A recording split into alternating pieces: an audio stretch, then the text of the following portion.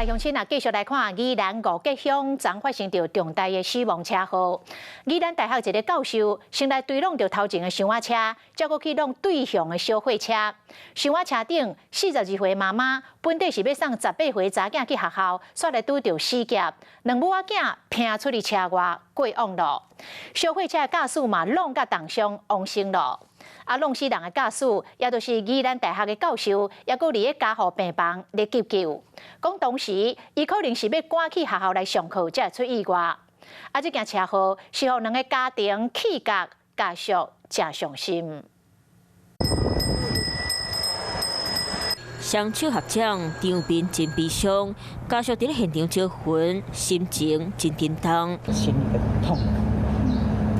这种心痛真的是有时候永远都没有办法走出这个阴霾。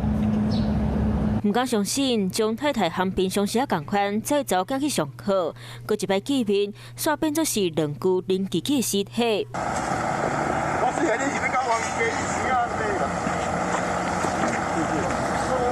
翁婿看到太太举起是真后悔。 规家伙仔同齐翕相，大家是笑甲真幸福，却因为出车祸撞变掉。42岁张太太伫咧汽车公司做会计，18岁查囝笑甲甜蜜蜜和朋友翕相，搁伫咧宜兰读高职，人真善良，搁担任健康中心的职工，精彩人生才打要开始，今晚煞变做老师和同学心目中永远的遗憾。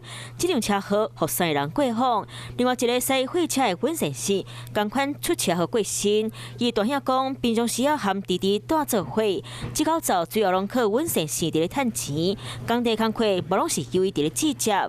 厝内嘛还阁有老母爱饲，一声弟弟离开，真正是无法度接受。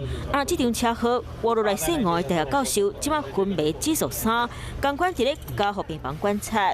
当时教授敢若是为着要赶上课，才会驶真紧。车祸到底是如何发生？待个等警察厘清。 晚间9点，邀请您与世界同步，60分钟掌握全球脉动。World News 9，陈雅玲世界晚报给您崭新视野。